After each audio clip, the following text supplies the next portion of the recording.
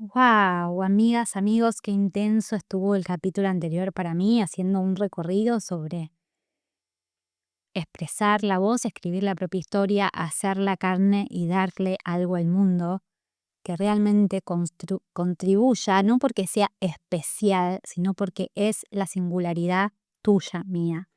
Te conté mi recorrido con la escritura, te conté cuántos, 25 años de recorrido con la escritura. Y hoy te quiero hablar del final de ese capítulo que vendría a ser qué pasó después de esos años en los que estaba en pleno silencio y sentía que nunca se me iba a caer una idea nueva, que no tenía nada para decir y que no podía armar una frase menos escrita, que traicionaba, que traicionaba a la Violeta escritora si me animaba a escribir cuando ya no tenía fuerzas, ni estilo, ni creatividad y estaba completamente bloqueada. Así que un día dije, bueno, igual yo estoy de lleno trabajando en tanatología, es nuevo para mí porque siempre laburé con duelos, pero como tanatóloga estaba empezando, que fue en el año 2021, 2022, y, y dije, bueno, pero a ver, la tanatología que yo estoy haciendo me pasó lo mismo que con la lactancia, la biodecodificación, es distinta, no tengo la misma forma de pensar la tanatología, ni que Kübler-Ross, ni que la escuela en la que me había formado, no porque la mía sea mejor, sino porque de verdad quería escribir mi propia historia sobre la tanatología. Pero fue ahí cuando dije, ¿qué tengo para decir más allá de 2 o 3 paginitas sobre qué es la tanatología para mí? Y un día me senté y dije, bueno, me voy a animar. Le mandé un mail a Planeta y propuse un libro sobre duelos. Pensé que me iban a decir que no, yo ya era como la autora que hablaba sobre biodecodificación y lactancia, y me dijeron que sí. Y entonces me senté en la computadora y dije, ahora que me dijeron que sí, te tenés que poner las pilas, algo vas a tener que decir, por Dios que tus guías te asistan y hace un buen índice, un sumario. Un índice es la estructura, el esqueleto.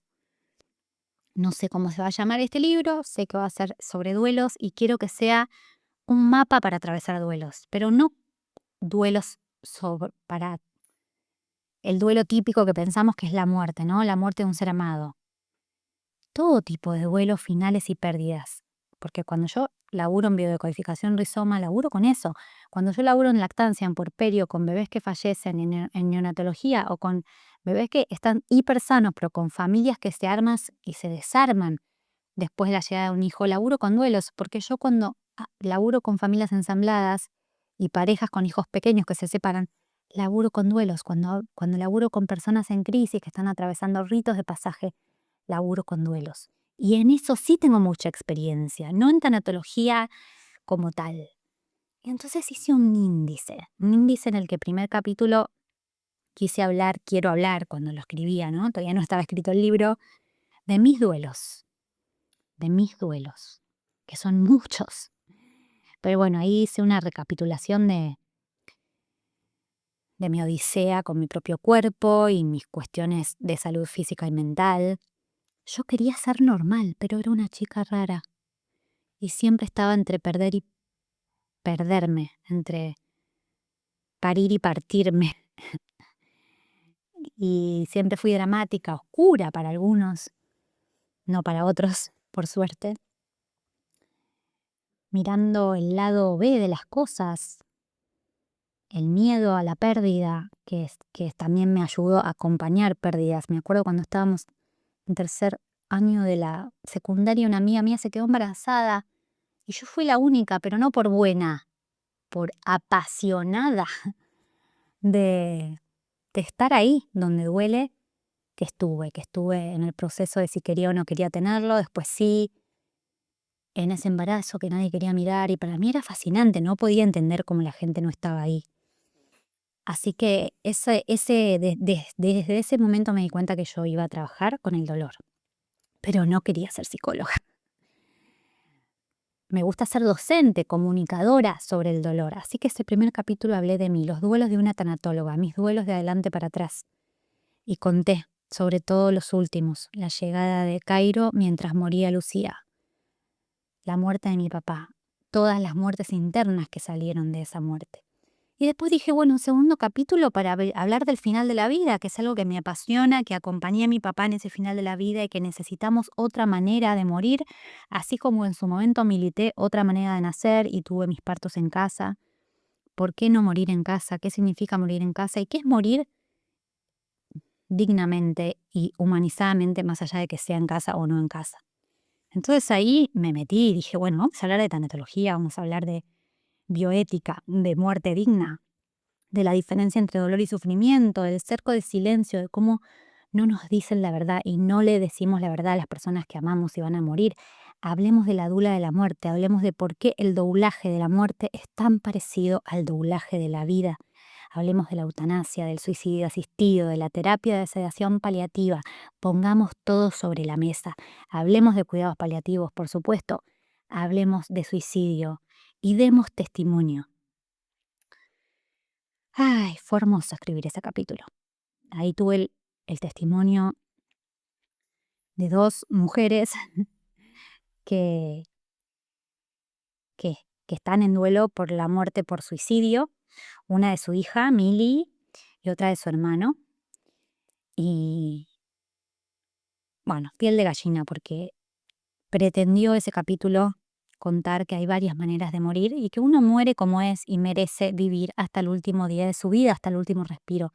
Merecemos vivir hasta el último momento. Ese es el objetivo y a veces eso quiere decir parar de luchar, parar con los tratamientos, parar de pensar que la única buena salida es prolongar la vida.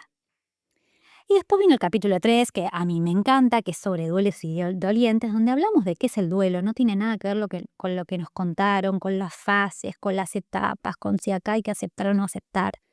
El duelo es otra cosa y este libro te habla de qué es el duelo para mí, para vos, para todos los entrevistados y que es tanto más maleable, flexible, fisiológico, hermoso y doloroso de lo que crees.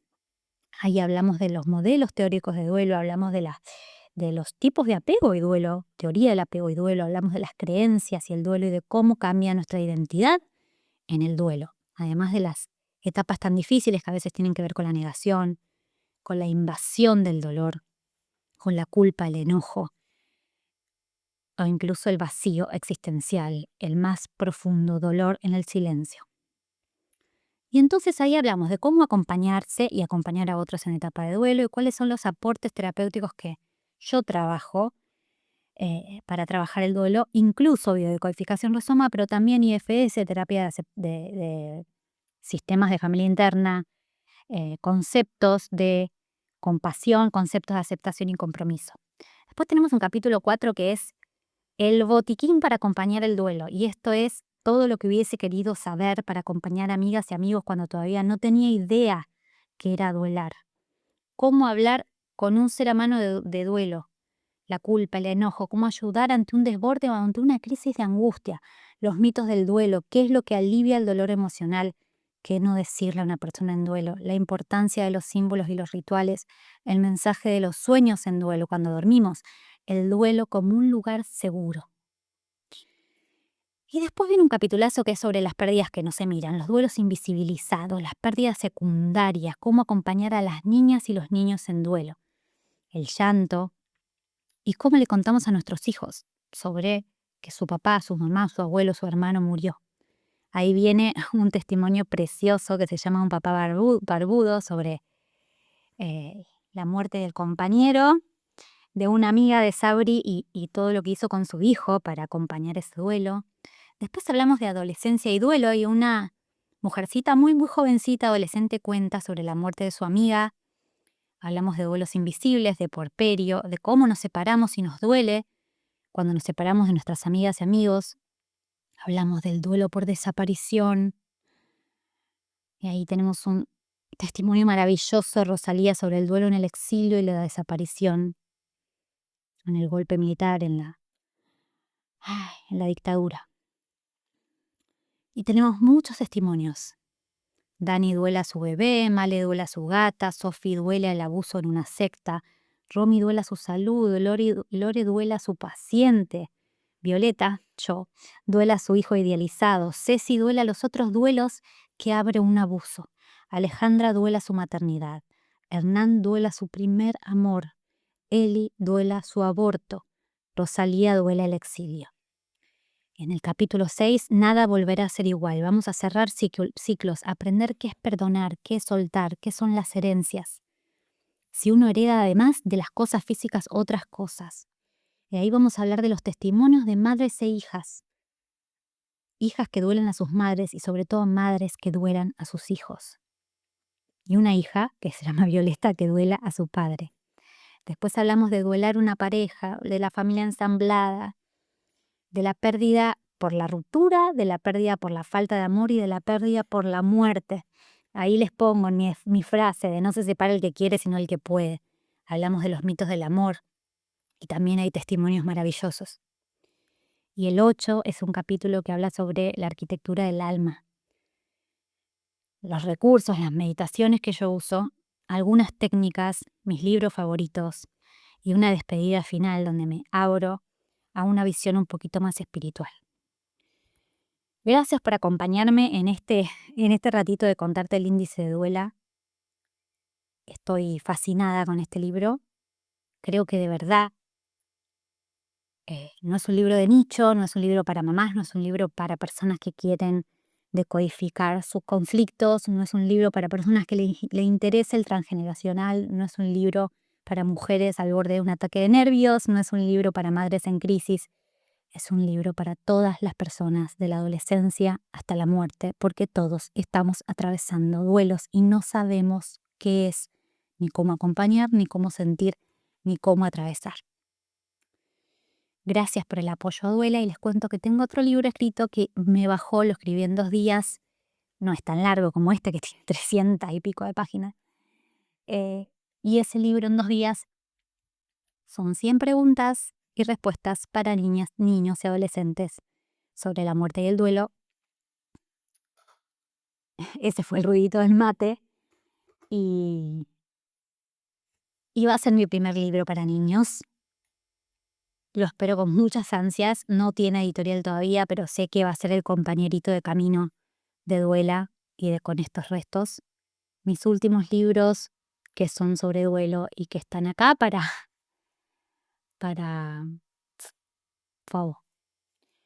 transformarme y contarme que sí, que al final sí tenía algo para decir, que mi carrera de escritora no estaba perdida y que tal vez este sí sea el último o no, o el más reciente, pero que no escribo para vivir de esto, aunque me encantaría.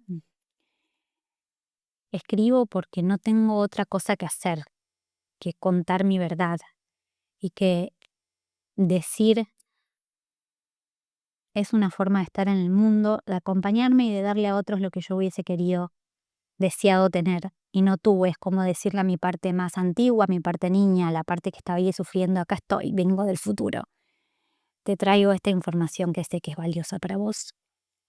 Gracias por apoyarme, gracias de verdad por darle un lugar a este libro en sus vidas. Mi sueño es viajar por la Argentina, por el mundo, por el Caribe, por España, que es un país que conocí una sola vez hace muchísimos años y que tengo muchas ganas de explorar junto a este libro.